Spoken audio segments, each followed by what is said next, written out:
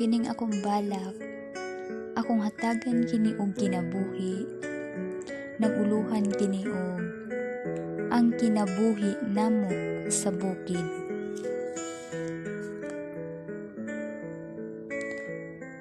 Ang kinabuhi namo sa bukid, mao lamang ang pagpananom ug sari-saring lagutmon.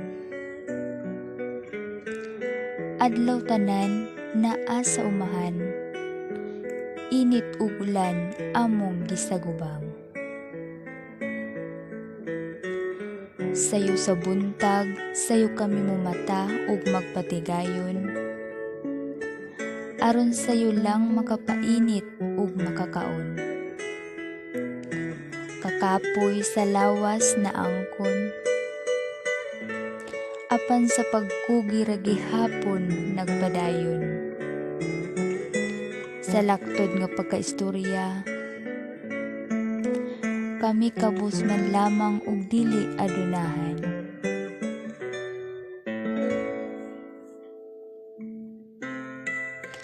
Maong nagkugi kanunay alang sa adlaw nga panginabuhian.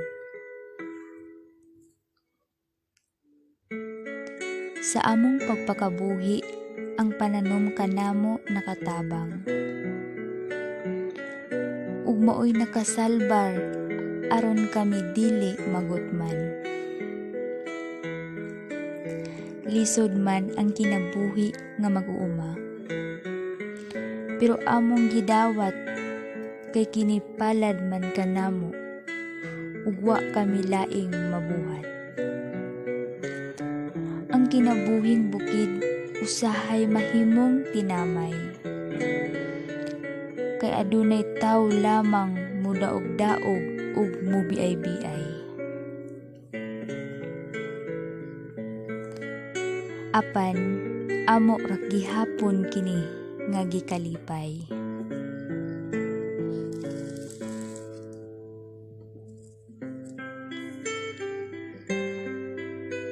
Sa matagutlo ug takna, anaa kami sa panindahay. Nga mahaw-as kami sa kalisdanan, ug kanunay giampo kanamo sa kahitasan.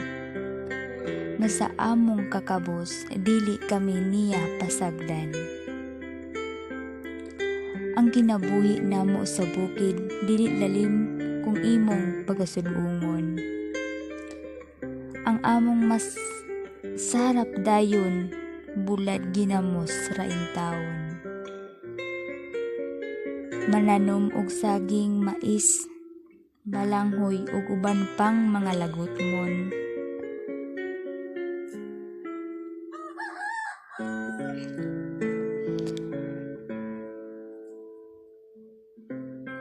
Pero sa kakugil ug pag-ampo, nagpahipi ra gihapon ang buhing paglaom. Mao kini ang kinabuhi namo diri sa bukid. Bisan og pobre, pero kami nagmalipayon. Daghang salamat, kini nga balak akong giuluhan ug ang kinabuhi namo sa bukid.